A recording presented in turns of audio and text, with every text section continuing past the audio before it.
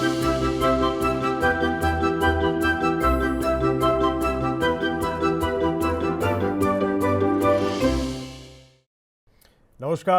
स्वागत है आपका हेलो मनी 9 पे। मेरा नाम है रोहित कौशिक और आज हम फिर एक बार आपके सामने हाजिर हैं बाजार पर चर्चा के लिए। बाजार फिलहाल रफ्तार कायम है। शुक्रवार को भी आपने देखा बाजार दौड़ता दिख रहा था, लेकिन लगता है आरबीआई का जो रेट कट वाला हिसाब किताब रहा है वो बाजार को थोड़ा खुशगवार बना गया है और उसी का असर अभी भी दिखाई दे रहा है, ऐसा लगता है। निफ्टी करीब 100 पॉइंट चढ़कर 25,100 के पार निकल गया है। सेंसेक्स में भी 300 अंकों से ज़्यादा की तेज़ी बनी हुई है और ये 82,500 के स्तर पर कामकाज करता दिखाई दे रहा है फिलहाल। वहीं अगर बैंक निफ्टी की बात कर दे तो यहाँ भी कमाल हो गया है, 300 अंकों की बढ़त यहाँ भी दिख रही है और इनफैक्ट रिकॉर्ड बना दिया इसने। 56,800 के पार इस समय दिख रहा है और कामकाज करता हुआ दिखाई दे रहा है। वहीं अगर मिड कैप और स्मॉल कैप शेयर की बात करें तो ये आउट परफॉर्म करते दिख रहे हैं। सरकारी बैंक्स में सबसे ज़्यादा मजबूती दिखाई दे रही है। वहीं सरकारी बैंक इंडेक्स करीब 2% ज़्यादा चढ़ चुका है। यूनियन बैंक, कैनरा बैंक और बैंक ऑफ इंडिया 3 से 4% तक चढ़ चुके हैं। मतलब आज बैंक ज़बरदस्त परफॉर्म कर रहे हैं, खासकर सरकारी बैंक। पीएसयू बैंक बनिस्पत निजी बैंकों के ज़्यादा अच्छा परफॉर्म करते दिखाई दे रहे हैं। वहीं अगर आईटी, ऑटो सेक्टर्स वगैरह हैं, रियलिटी भी सुबह अच्छा चढ़ता दिखा था, तो इनमें भी अच्छी खासी खरीदारी का मूड माहौल बनता दिखाई दे रहा है। लेकिन बाजार की ये चाल कितनी टिकाऊ है या इस रफ्तार को देखकर लोगों को बुलिश होना चाहिए, नहीं होना चाहिए, निवेश करना चाहिए या सोच समझकर अपने कदम आगे बढ़ाने चाहिए, इन सब को थोड़ा विस्तार से समझेंगे। और इस पर चर्चा के लिए हमारे साथ मौजूद हैं मार्केट एनालिस्ट रचना वैद्य जी। नमस्कार मैम।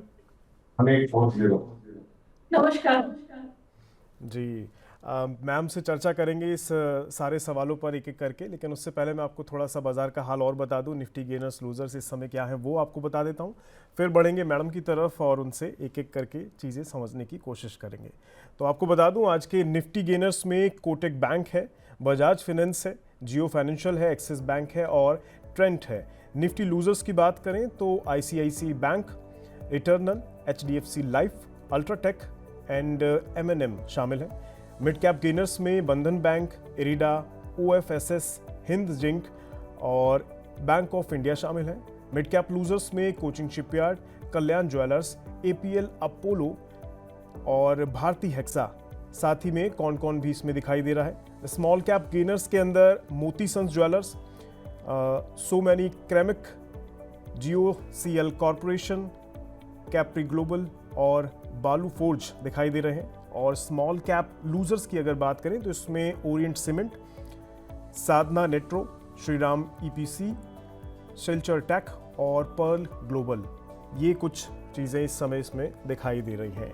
अब मैडम की तरफ बढ़ते हैं, रचना जी से सवाल लेते हैं एक। और सवाल ये कि मैडम, रेट कट के बाद से सेक्टर्स पर काफ़ी पॉजिटिव इम्पैक्ट देखने को मिल रहा है, खासकर एनबीएफसीज, बैंक्स वगैरह में। बैंक्स में तो खासकर मैं अभी जैसा कि बता रहा था कि पीएसयू बैंक, सरकारी बैंक्स जो हैं वो निजी के मुकाबले ज़्यादा आउट परफॉर्म करते दिखाई दे रहे हैं। आईटी, ऑटो में भी खरीदारी बनी हुई है। आप कैसा देख रही हैं और कौन सा बैंक आपको, बैंक की बात नहीं है, overall sector specific plus banking sector में आपको कुछ में ज़्यादा दम दिखाई दे रहा है?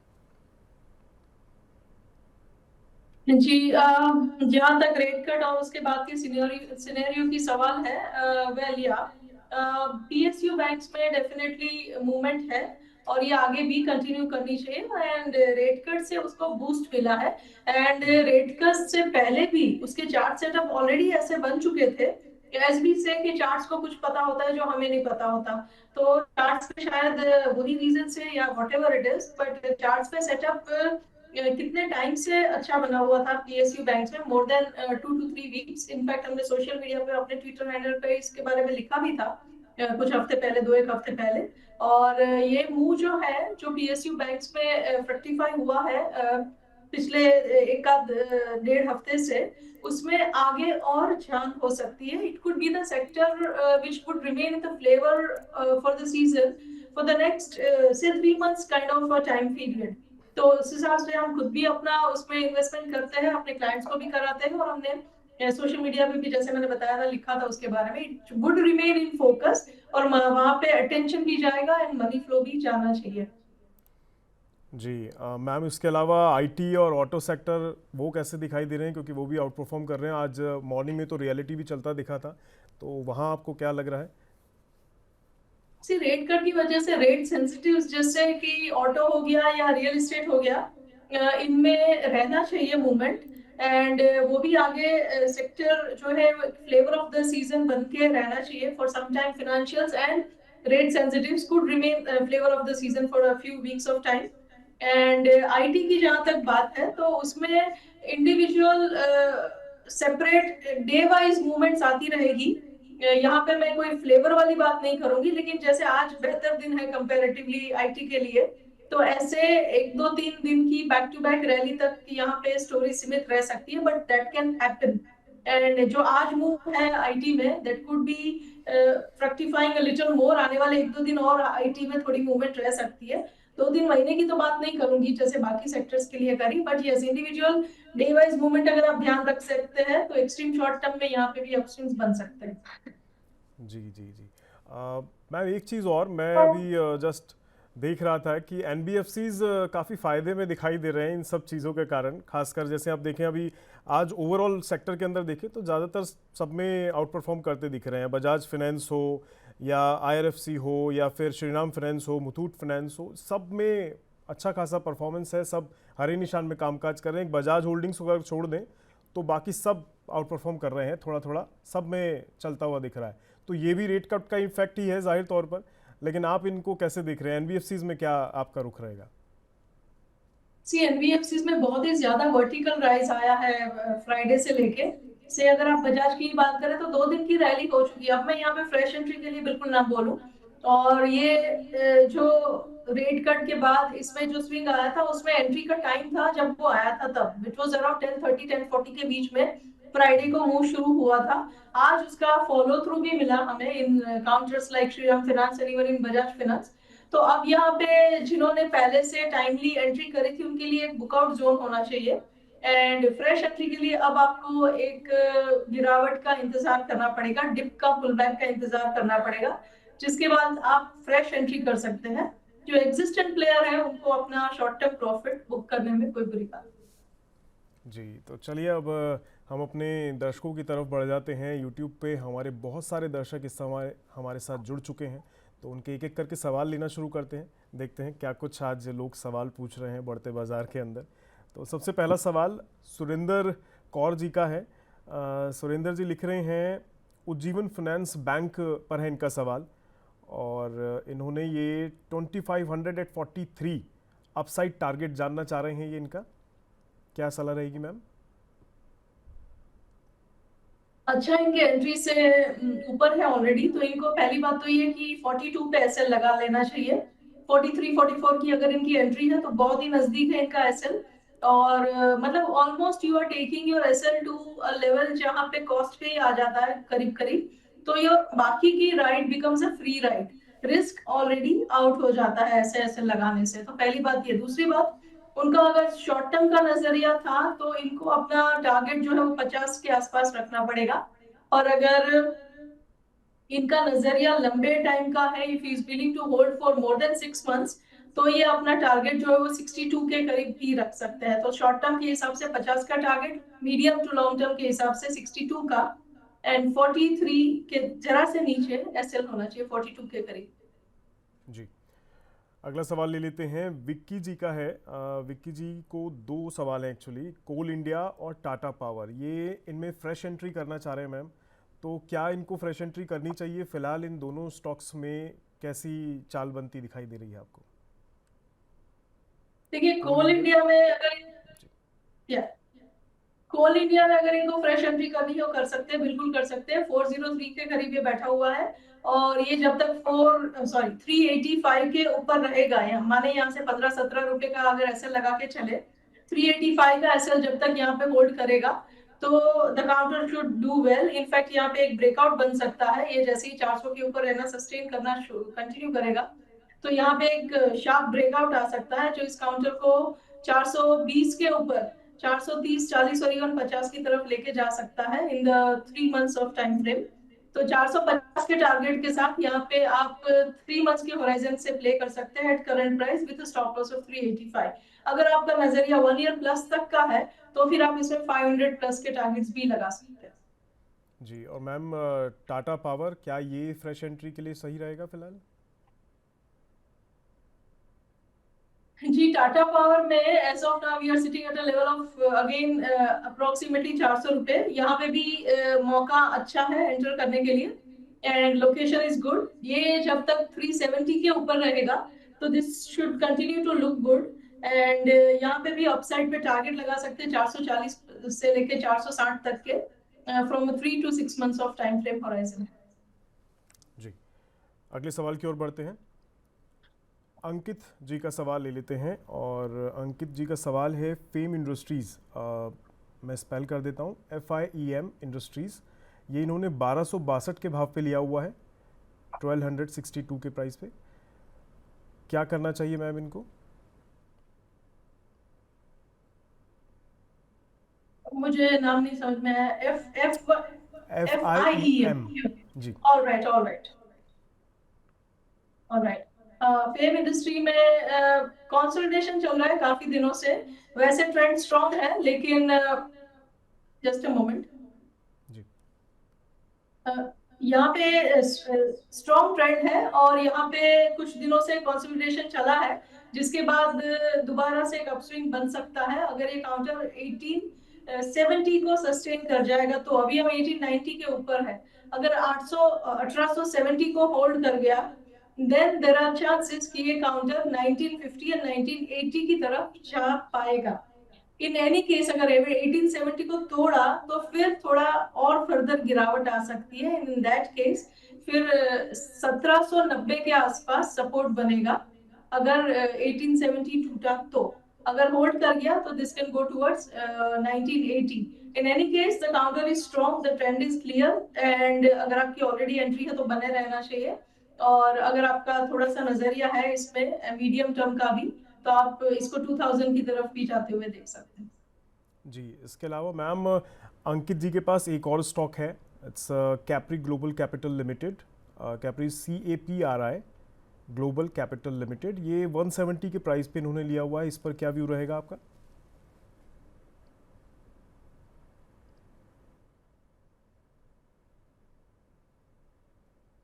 Just a moment. Capri you said, na? जी जी जी, CAPRI, Capri Global Capital, yes. Exactly. Capri Global Capital, yeah, Capri Global Capital में we are sitting at around a price of 176 और बहुत ही strong swing दिया है इसने आज के दिन में। तो such a price action can actually have power to turn the trend. Usually ये डाउन ट्रेंड में था काफी टाइम से और काफी खराब चार्ट है इसका पास्ट हिस्ट्री देखे तो। पर आज की प्राइस एक्शन जैसी रही है अगर इसी के साथ ये क्लोज दे दे आज के दिन में then things could change for this counter. आने वाले टाइम में अगर ये 160 होल्ड कर जाता है तो 190 की तरफ 200 की तरफ जाता हुआ हमें दिख सके, ऐसे चांसेस क्रिएट होते हैं with the kind of price action that it has shown today.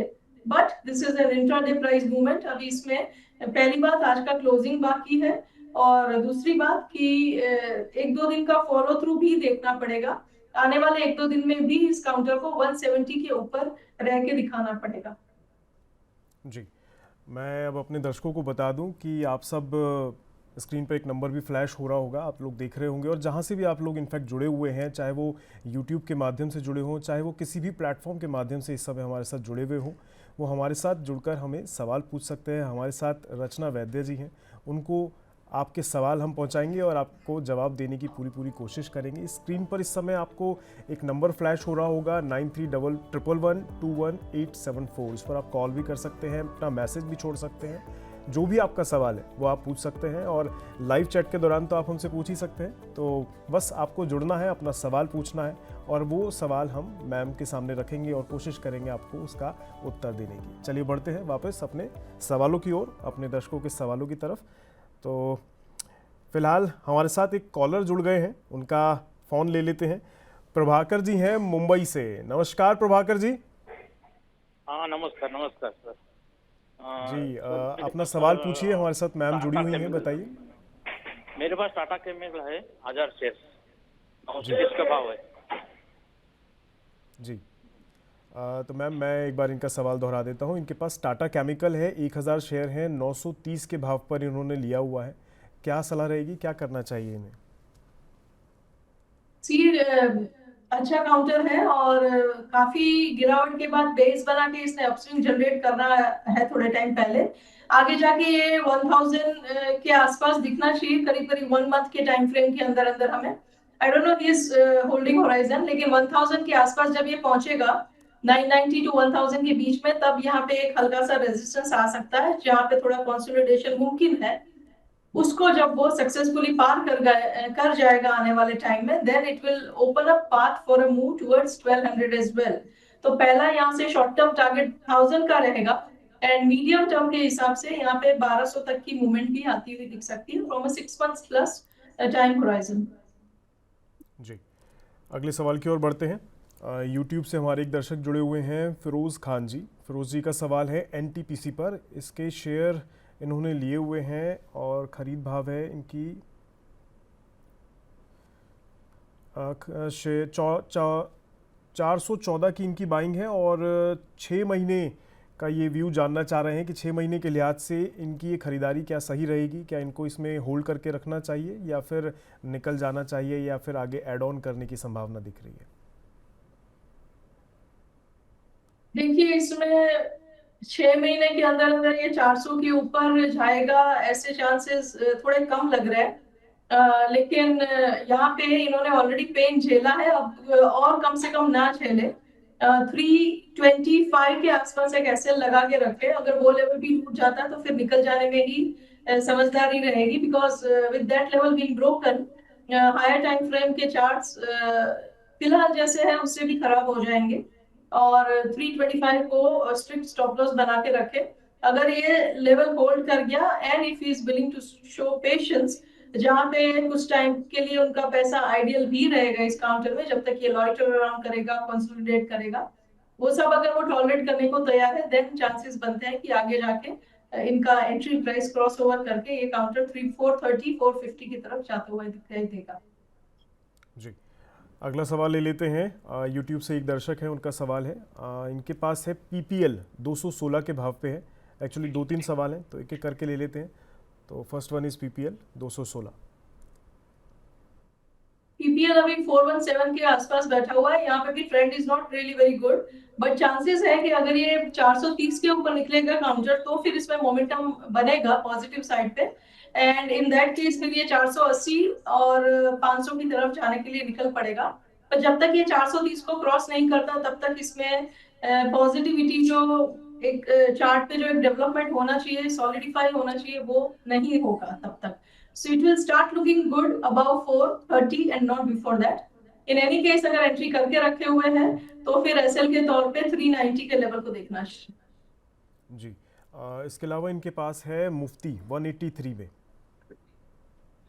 MUFTI।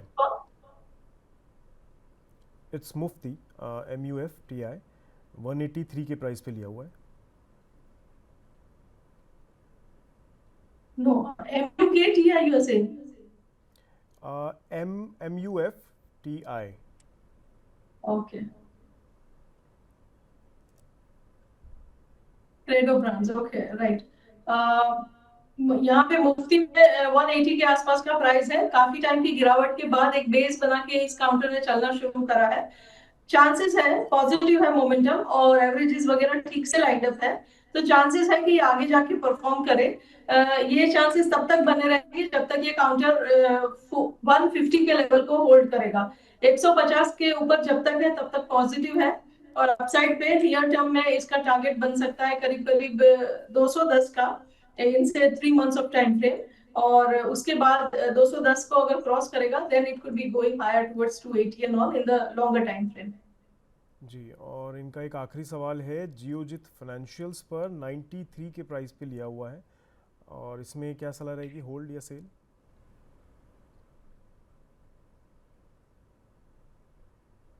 Geojit financials में एज ऑफ नाउ आज के दिन में तो प्राइस एक्शन काफी स्ट्रॉन्ग रहा है, एंड जैसे सेंटीमेंट 1-2 दिन से पॉजिटिव बना है इन सब कंपनीज के लिए, तो वो चीज प्ले आउट होती हुई यहाँ पे भी दिखी है हमें। And this could take the counter further higher towards the level of 105। यहाँ से ये जो मोमेंटम आज बना है ये इस काउंटर को 105 की तरफ लेके जाए, ऐसे हाई चांसेस है। और आज का जो लो है करीबन 85 के आसपास का, उसको एक स्ट्रिक्ट स्टॉप लॉस के तौर पे देखना चाहिए। 85 के एसएल के साथ 105 का target from 1 month kind of a time frame. And अगर आपका नजरिया लंबा है तो भी इसमें एंटर करने के लिए ये जोन तो इन एनी केस अच्छा है। लंबे नजरिए के लिए 1 ईयर प्लस टाइम फ्रेम के लिए अगर आप इसको प्ले करना चाहेंगे तो इन दैट केस आपको 70 के आसपास एसएल लगाना पड़ेगा with a target of around 150। जी, अब हमारे साथ एक कॉलर जुड़ गए हैं, उनका कॉल ले लेते हैं। सहारनपुर से हैं आशीष गर्ग जी। नमस्कार आशीष जी। नमस्कार सर। आशीष जी हमारे साथ रचना जी जुड़ी हुई हैं, आप अपना सवाल पूछिए। जी नमस्कार मैम।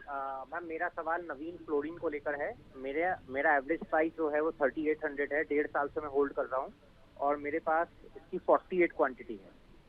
मैं कहाँ पर इसमें एग्जिट कर सकता हूँ और कितने दिन बाद मुझे इसमें एग्जिट करने की सोचनी चाहिए? जी मैम मैं एक बार रिपीट कर देता हूँ। ये कह रहे हैं इनके पास नवीन फ्लोरिन है, 48 शेयर हैं, 3800 के भाव पे लिया हुआ है और सलाह चाह रहे हैं क्या करना चाहिए इन्हें। अच्छा लगता है जब कोई कॉलर ये बताता है कि he is in the money, so good to know this. और आपका जो भी अभी एंट्री का प्राइस है 3800 के आसपास, वहीं पे आपको अपना पहली बात तो ये कि एसएल लगा लेना चाहिए करीब करीब 3850 के आसपास। और 3850 जब तक वीकली क्लोजिंग बेसिस पे होल्ड करता है तब तक इसमें कंटिन्यू करनी चाहिए जर्नी। काउंटर अच्छा है, इट्स लुकिंग गुड। एंड यहाँ पे आपका पहला टारगेट हो सकता है करीब करीब 4900 के आसपास, जिसके लिए आपको करीब करीब 6 महीने का टाइम फ्रेम देना पड़ सकता है इसको।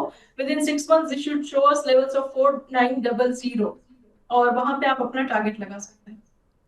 जी अब फिर से हम अपने एक यूट्यूब के दर्शक का सवाल ले लेते हैं। नवनीत जी हैं, नवनीत वार्ष्णेय जी हैं ये, और इनका सवाल है दीपक फर्टिलाइज़र पर 1568 माफ़ कीजिएगा 1562 के प्राइस पे इन्होंने लिया हुआ है। हालांकि ये लिख रहे हैं थोड़ा लॉस है निकल जाने में, लेकिन क्या करना चाहिए मैम, आपकी सलाह चाह रहे हैं। क्या निकलना चाहिए इन्हें या फिर अभी थोड़ा और वेट कर सकते हैं? मेरे हिसाब से इनको होल्ड करना चाहिए, ठीक ठाक है ये। और थोड़ा बहुत तो स्पेस देनी भी पड़ती है किसी काउंटर को एकदम से हमेशा। इफ यू लकी अलग बात है, अदरवाइज हमेशा एकदम आपकी एंट्री से सीधा जूम करेगा ऐसा नहीं होता।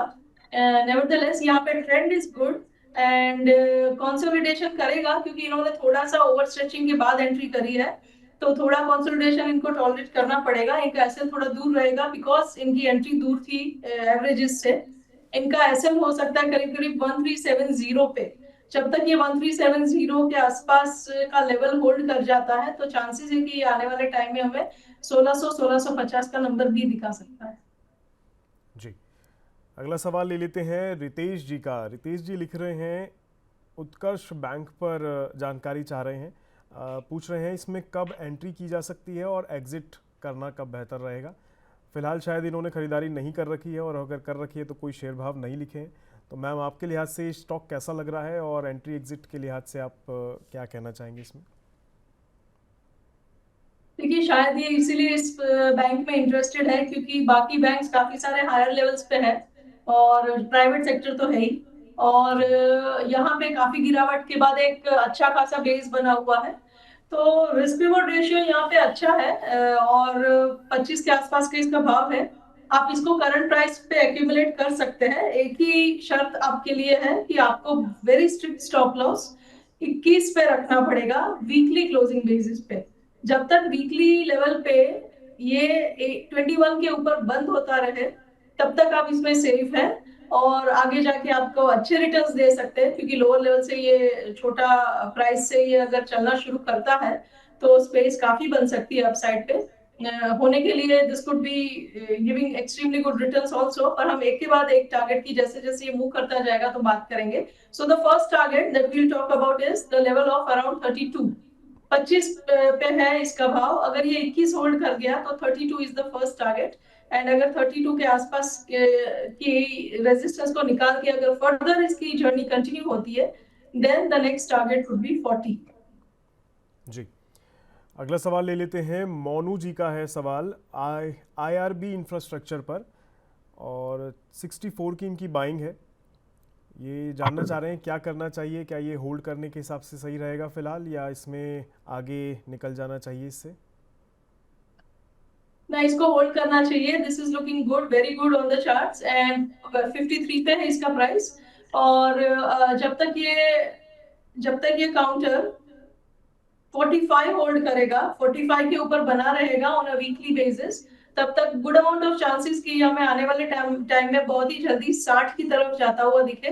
60 के बाद 74 का सेकंड टारगेट भी लगा सकते हैं। जी, अगले सवाल की ओर बढ़ते हैं। इंडस में 30 मिनट्स में 200 इम्तियाज जी का अगला सवाल ले लेते हैं। इम्तियाज जी पीरामल फार्मा पर जानना चाह रहे हैं। खरीद भाव कोई शेयर का इन्होंने नहीं लिखा है, लेकिन लिख रहे हैं कि इसको होल्ड करना चाहिए या सेल करना चाहिए। तो खरीद भाव के लिहाज से तो नहीं, लेकिन मैम आपको स्टॉक कैसा लग रहा है पीरामल फार्मा? जी, पीरामल फार्मा में as of now the trend is looking the trend has been down since quite some time and it is looking as if it is ready to begin an upswing। काफी गिरावट के बाद एक base बना के अब उसमें से निकलने की कोशिश में है ये काउंटर। 212 के आसपास है इसका प्राइस, और अगर कोई फ्रेश एंट्री के लिए देखता है तो एक छोटे से स्ट्रिक्ट स्टॉप लॉस के साथ 195 के स्ट्रिक्ट स्टॉप लॉस के साथ एंट्री करना चाहे तो कर सकता है। चांसेस है कि ये काउंटर हमें आने वाले टाइम में 230 की तरफ जाता हुआ दिखाई दे सकता है टू बिगिन विद, और 230 का नंबर जब निकल जाएगा तो फिर इसकी दोबारा से डिस्कशन करेंगे for further upswing which can take the counter towards 280 as well. जी, अगला सवाल ले लेते हैं पुष्पेंद्र जी का। पुष्पेंद्र जी लिख रहे हैं ITC होटल 15% के प्रॉफिट पर है, प्रॉफिट बुक करें या फिर इंडियन होटल ले लें इसका प्रॉफिट बुक करके? तो क्या आपकी सलाह रहेगी? इनको इंडियन होटल्स में जाने की इच्छा हो रही है, लेकिन ITC में इनको फिलहाल प्रॉफिट हो रहा है, और फिर भी ये इसमें से निकलकर दूसरी जगह ट्रांसफ़र होना चाह रहे हैं। तो आपकी क्या सलाह रहेगी? नहीं, इनका इन्वेस्टमेंट जो ITC में ITC होटल्स में है। जी, ITC होटल्स में है इनका इन्वेस्टमेंट, 15% का प्रॉफिट है, लेकिन कह रहे हैं कि प्रॉफिट बुक करके इंडियन होटल्स ले लूँ क्या? पहले तो ITC होटल्स में अगर इनका प्रॉफिट है फिलहाल, तो अगर वो बने रहना चाहते हैं तो उनका स्ट्रिक्ट स्टॉप लॉस होना चाहिए करीब करीब 211 पे, और जब तक 211 होल्ड करेगा तो चांसेस है कि ये काउंटर अपने आप में ही उनको फर्दर प्रॉफिट्स देगा। 218 के आसपास का जो एक जोन बना हुआ है, रेंज बाउंड मूवमेंट रही है कुछ टाइम से, उस जोन में से जब ये निकलेगा तो 230 की तरफ जा सकता है। तो पहली बात तो है कि यहाँ पे ही फर्दर गेन्स बनाने के चांसेस है। तो 211 के एसएल के साथ बने रहना चाहे तो बने रह सकते 230 के टारगेट के लिए। अगर इनको शिफ्ट होना है, चांसेस है यहाँ पैसे बनने के, लेकिन अगर फिर भी उनको शिफ्ट होना है और ITC में लगाना है तो ITC में 423 के आसपास की प्राइस है एज ऑफ नाउ, और 415 का एसएल लगाना होगा अगर ITC में शिफ्ट करेंगे तो वहां पे भी, और वहां पे उनका टारगेट होगा 455 का। मेरे हिसाब से उनको जहां है वहां कंटिन्यू करना चाहिए। जी, अगले सवाल की ओर बढ़ते हैं। तपस जी का सवाल है, ये भी यूट्यूब से ही हमारे साथ जुड़े हुए हैं। अडानी पावर पर इनका सवाल है, हालांकि कोई खरीद भाव इन्होंने मेंशन नहीं किया है, लेकिन जानना चाह रहे हैं कि अडानी पावर फिलहाल आपका क्या व्यू है, अगर खरीदारी इन्हें करनी हो तो कैसा रहेगा ये?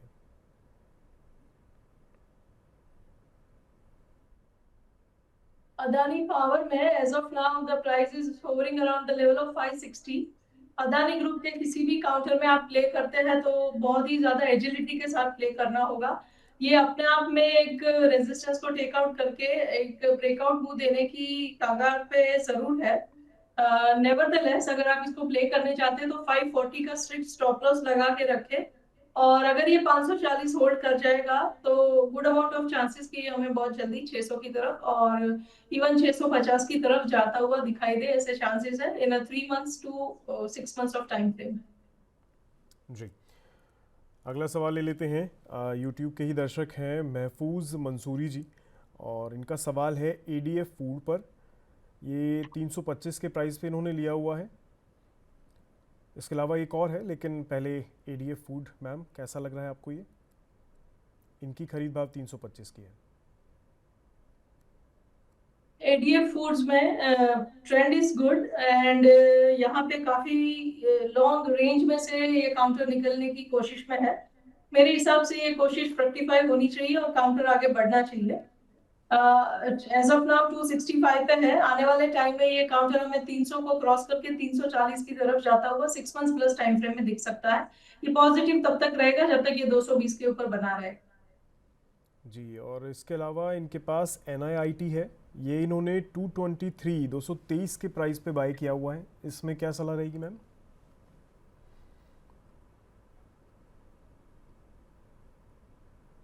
सी NIIT में प्राइस एक्शन के हिसाब से we are in a range bound movement since quite some time. ये रेंज में से निकले और हमें ब्रेकआउट मूव दे जिसमें फिर मोमेंटम बिल्डअप होता है और एकदम से हमें वर्टिकल राइज मिलता है। वो सब होने के लिए यहाँ पे lot of work needs to be done at the current level on the chart. एक फॉर्मेशन को तैयार होने में काफी सारा टाइम लगता है। Right now that is under formation. तो ये कब तक खत्म होगा और कब तक इसमें से ब्रेकआउट मूव शुरू होगा वो देखने वाली बात रहेगी। तब तक हो सकता है आपका पैसा अगर आप डाले हो तो आइडियल पड़ा रहे। नेवरदलेस 120 का स्टॉप लॉस रखना चाहिए अगर आप एंटर करना चाहते हो या करके बैठे हो तो। और यहाँ पे अपसाइड पे टारगेट्स आपके रह सकते हैं 170 से लेके 190 तक। जी, अब हमारे साथ एक और कॉलर जुड़ चुके हैं दुर्गापुर से, श्रीकांत जी। नमस्कार श्रीकांत जी। श्रीकांत जी, आपको मेरी आवाज आ रही है?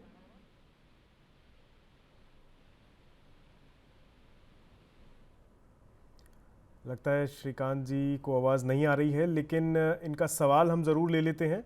और इनका सवाल है बजाज हाउसिंग फाइनेंस पर। 360 शेयर है मैम इनके पास, और 165 रुपये 15 पैसे के भाव पर इन्होंने ये लिया हुआ है।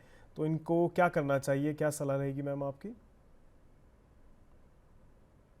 ये Bajaj housing finance should be doing well in the coming times. ये अच्छे से प्लेस्ड है चार्ट्स पे और अच्छा खासा बेस है इसका, स्ट्रॉन्ग ब्रांड नेम है इसके पीछे।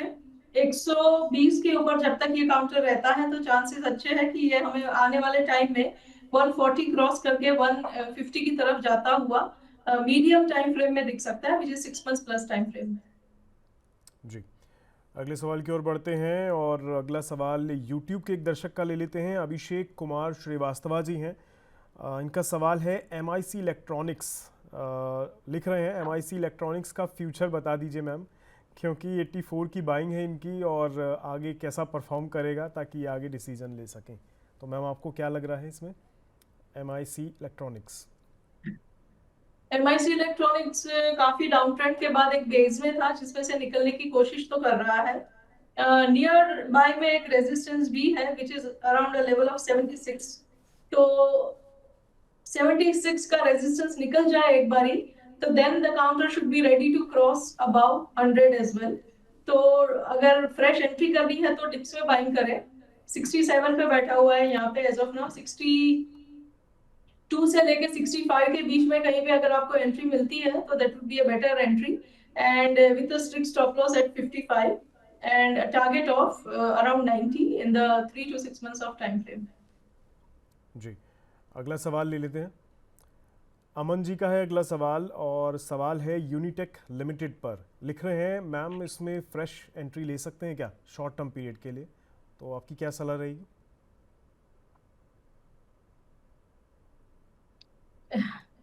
ये सर्किट टू सर्किट चलने वाला काउंटर है। फिलहाल 8 रुपीज पे बैठा है। यूनिटेक की बात करें हम, राइट? सो 8 रुपीज पे बैठा हुआ है। अगर सी ऐसे काउंटर्स की लालच इसलिए होती है क्योंकि एक लिमिटेड अमाउंट ऑफ इन्वेस्टमेंट में ये काउंटर्स में क्वांटिटी हम बहुत ज्यादा खरीद सकते हैं, बट फंस के नहीं बैठना है। पैसा ऐसा नहीं है कि छोटे काउंटर्स होंगे तो ही बनेगा, बड़े में भी होता है रिटर्न्स अच्छा। नेवरदलेस अगर आप इसमें एंटर करते हैं या करके बैठे हैं तो आपका स्ट्रिक्ट स्टॉप लॉस 5 पे होना चाहिए। 5 का नंबर ये होल्ड करेगा तो आने वाले टाइम में दिस चांसेस चार्ट के हिसाब से तो मल्टीबैगर बनने के भी है। एंट्री और एग्जिट मैनेज करना is not easy in such counters, तो बहुत संभल के करें। एंड एसएल को अपना जैसे जैसे ये आपके फेवर में चलता है तो ट्रेल भी करते जाए, ताकि अगर ये रिवर्स चलना शुरू करे तो आप फंस के ना बैठ जाए। जी, तो बिल्कुल आप इसमें थोड़ा संभल कर ही निवेश करें और मैम की दी हुई सलाह के अनुसार इसमें आगे बढ़ें तो बेहतर रहेगा। अगले सवाल की ओर बढ़ते हैं। खुशबू रॉय जी का सवाल ले लेते हैं। इरिडा पर है इनका सवाल। इरिडा इन्होंने 176 के प्राइस पे लिया हुआ है। लिख रहे हैं कि इसमें से एग्जिट कर जाएं या अभी थोड़ा वेट करना चाहिए। सी इडा में पिछले एक हफ्ते में लास्ट टाइम ये हमने बात करी थी ना कि इडा में क्वेश्चन ना आए ऐसा होता नहीं है। So here we are again with another question on the same counter. And पिछले एक हफ्ते में इसने एक ब्रेकआउट तो दिया है from a falling flag pattern, और 185 के आसपास का ये प्राइस है। Momentum indicators positively lined up है, तो मुझे ये लग रहा है कि अब जब तक ये काउंटर सस्टेन करता है 100 100 170 के लेवल को, 160 रादर 160 के लेवल को जब तक ये सस्टेन करेगा तो यहाँ पे फॉलो थ्रू मिल सकता है हमें अपसाइड पे, जो हमें इस काउंटर को 230 के नंबर्स तक लेके जा सकता है। एंड 160 के एसएल के साथ यहाँ पे पोजीशन बनाई जा सकती है। आपको थोड़ी पेशेंस दिखानी पड़ेगी शुरू शुरू में, जब ये इस तरीके की डाउनफॉलिंग ट्रेंड लाइन को टेक आउट करता है तो थोड़ी बहुत बुल्स और बेयर्स की फाइट भी होती है उन जोन्स में। अगर वो फाइट में 160 आपका होल्ड कर गया तो फिर आपको अच्छी खासी जीत भी हासिल हो सकती। जी, अगला सवाल की ओर बढ़ते हैं और अगला सवाल प्रिया जसरोटिया जी का ले लेते हैं। ये भी यूट्यूब से हमारे साथ जुड़े हुए हैं और लिख रहे हैं शॉर्ट टर्म टारगेट इनको चाहिए। कुछ एक शेयर्स का इन्होंने अपना जो इनको पोर्टफोलियो का होगा वो इन्होंने रखा है, तो एक एक करके मैं मैम के सामने रखता हूँ। इटर्नल इन्होंने लिया हुआ है 250 के प्राइस पे इन्होंने इसमें बाइंग की है। तो ma'am short term target for Eternal first. Eternal में शॉर्ट टर्म टारगेट इनके लिए बन सकता है लेवल ऑफ अराउंड 300। जी, and the other one is Cochin Shipyard. ये इन्होंने 2300 के प्राइस पे लिया हुआ है। कोचिंग शिपयार्ड में भी इनका जो है आगे का प्राइस एक्शन काफी स्ट्रॉन्ग हो सकता है, तो इनके लिए एक टारगेट बनेगा 2800 का। इनको इसके लिए 3-4 महीने दिखाना पड़ेगा patience, but if she is willing to hold on for 3 to 4 months तो गुड अमाउंट ऑफ चांसेस कि 2800 के नंबर्स पे एग्जिट मिल सके। जी, और the last one is Deepak Fertiliser. ये इन्होंने 1500 के प्राइस पे लिया हुआ है। इसमें क्या सलाह रहेगी मैम? दीपक फर्टिलाइजर हमने अभी भी बात किया था, इसमें भी हायर लेवल के चांसेस है। ये काउंटर हमें 1600 क्रॉस करके 1700 की तरफ जाता हुआ 3 to 6 months में नजर आ सकता है। इनका पहला टारगेट होना चाहिए 1680 का। जी, अगले सवाल की ओर बढ़ते हैं और जय दास जी हैं, इनका सवाल ले लेते हैं। सेल पर है इनका सवाल। 122 में इन्होंने ये खरीदारी की है। मैम टारगेट जानना चाह रहे हैं, इसमें क्या सलाह रहेगी? काउंटर का नाम मुझे नहीं समझ में आया। It's SAIL, SAIL। सेल में, ओके ओके। जी, सेल में as of now we are sitting at a level of करीब 134 एंड ये स्ट्रेंथ में है काउंटर, ये आगे और मूव दे सकता है आपके फेवर में। इसका टारगेट हो सकता है 142 के आसपास का नियर टर्म के हिसाब से इन मंथ ऑफ टाइम फ्रेम 142 को क्रॉस कर सकता है। और अगर आपका नजरिया 3 to 6 months का बन सकता है तो आपको 156 एंड 165 ये दोनों नंबर्स भी देखने को मिले, ऐसे पूरे चांसेस हैं। जी, अगला सवाल ले लेते हैं। ये एक्चुअली जय दास जी का ही है। JK पेपर है इनके पास, 307 के भाव पे इन्होंने ये लिया हुआ है। इसमें क्या टारगेट प्राइस रहेगा मैम? JK पेपर में is in the money and इनका टारगेट हो सकता है from a medium term horizon, that could be around 450 के आसपास। 450 क्रॉस हो जाए तो फिर नेक्स्ट टारगेट कुड बी 480।